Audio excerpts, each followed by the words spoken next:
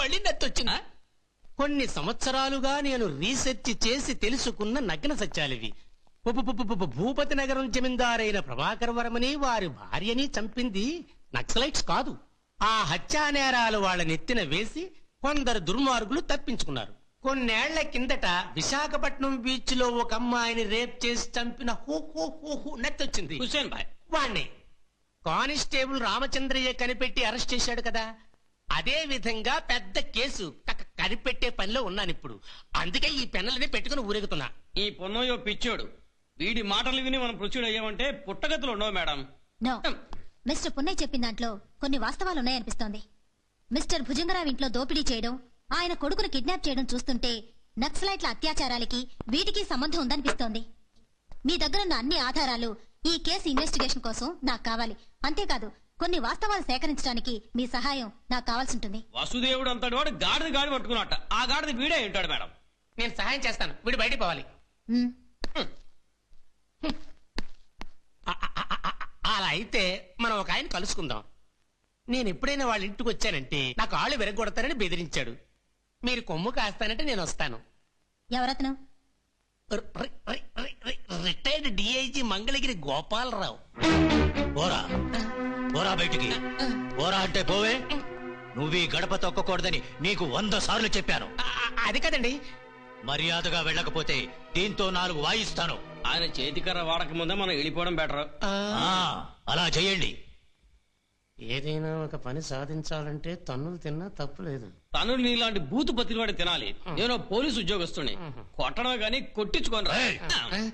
Police ఉద్యోగస్తుడివా? దాని అర్థం ఏమిటో తెలుసా నీకు?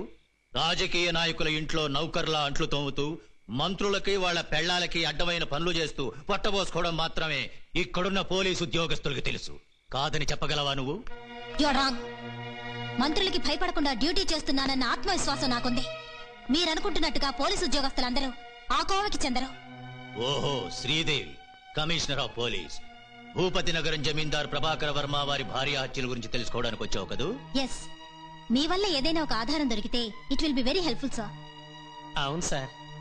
ఆ 2 హత్యలు నిజంగా నక్సలైట్స్ చేసినవంటారా? No, it was well planned murder. But పోలీసులు వాటిని నక్సలైట్ మర్డర్స్ గా మార్చారు. ఇందాక ఈ పొన్నయ్య చెప్పింది నిజమేని నమ్ముతారా? పత్రిక అమ్ముడు పోవడానికి తిమ్మిని బెమ్మిని చేసి నానా చెత్త రాస్తూ ఉంటాడు. అది మీరు నమ్మకండి.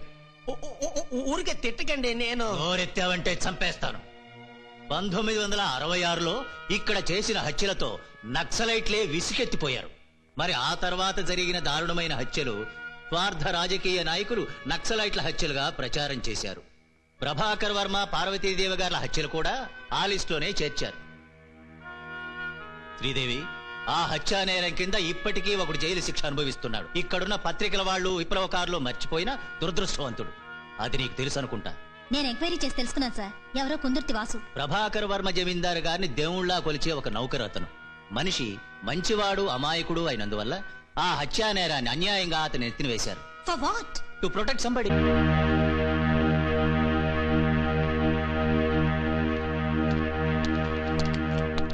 వాసు, మిమ్మల్ని చూడడానికి కమిషనర్ వచ్చారు.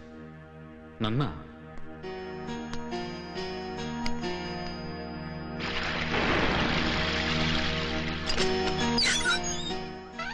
ఈయనే మేడం, మీరు అడిగిన కుందుర్తి వాసు.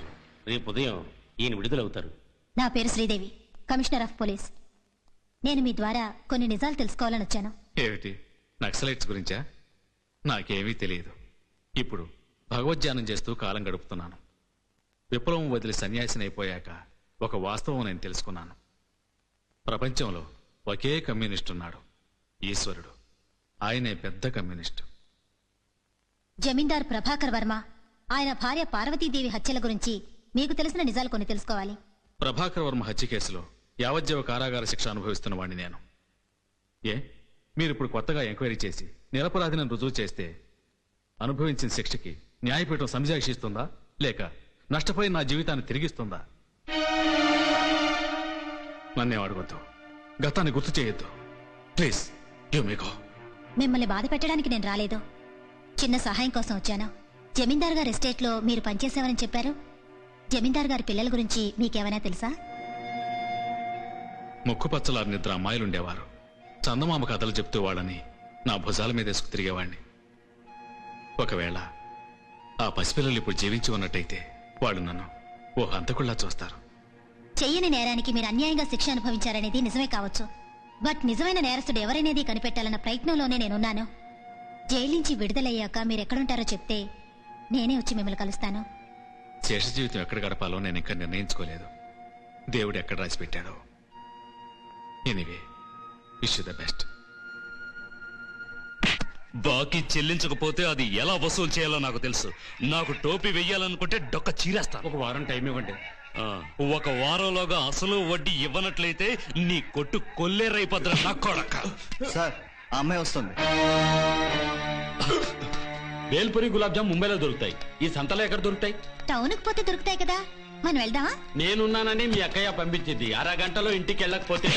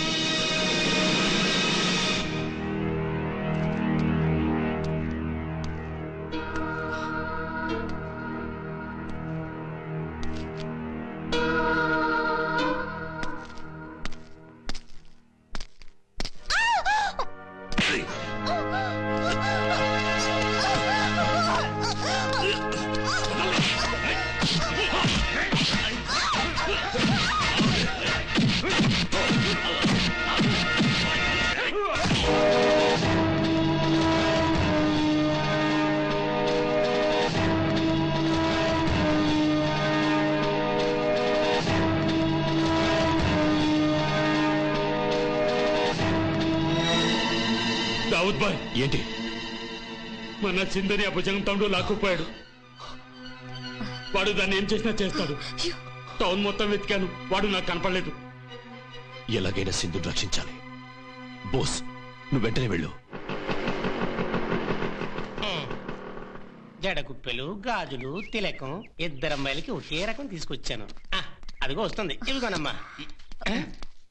ఏంటి బస్సు హడావడి? ఎక్కడికి వెళ్తున్నావు?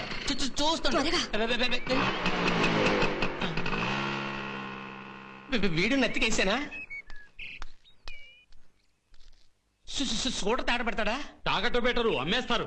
నేనేం కావాలి? కమిషనర్ వచ్చింది, ప్రజెంట్ ఇస్తుందేమో. వాళ్ళందరూ ఎక్కడ? చెప్పద్దు. ఇంట్లో ఉన్నాడు. Catch them.